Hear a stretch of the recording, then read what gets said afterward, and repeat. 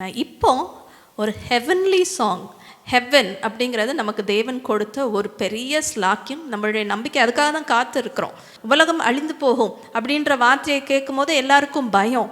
ஆனால் நாம் மரணத்தை பார்த்தும் பயப்படலை, தேவனுடைய வருகையை பார்த்தும் பயப்படலை. காரணம் என்னென்னா, இவ்வளோ ஒரு அழகான பரலோகம் எனக்காக காத்திருக்கு அப்படிங்கிற நம்பிக்கையில் நம்ம பரலோகத்திற்காக காத்திருக்கிறோம். இந்த உயிர்த்தெழுதும் நாள் அன்றும் பரலோகம் பரலோகம் பரலோகம் என்ற இந்த பாட்டை நாம் கேட்போம், நம்பிக்கையோட காத்திருப்போம்.